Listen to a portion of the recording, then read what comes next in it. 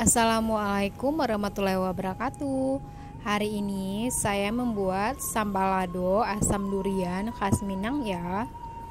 Cara membuatnya mudah, sederhana, bahan-bahannya. Ini resep dari almarhum ibu saya.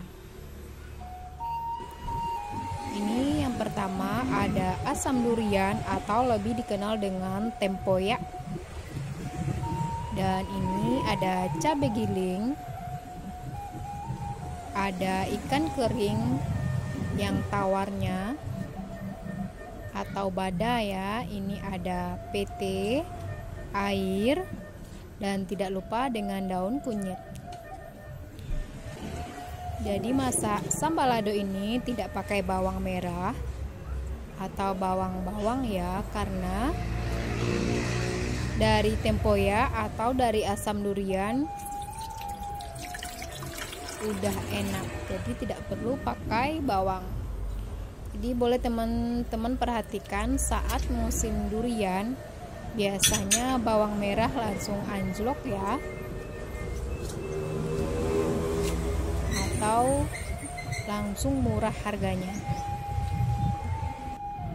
Ini kita campur air, cabai, dan asam durian serta daun kunyitnya. Dimasak sampai mendidih.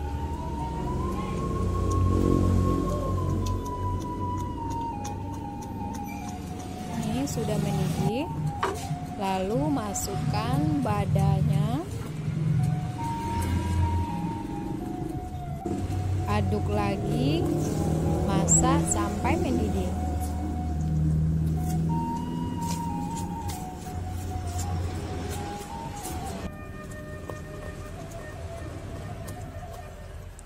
Masukkan PT,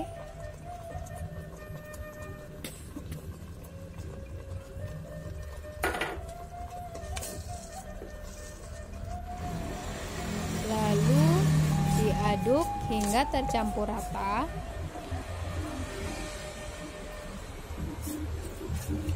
Dan terakhir masukkan garamnya. Masak hingga kering ya, atau airnya menyusut.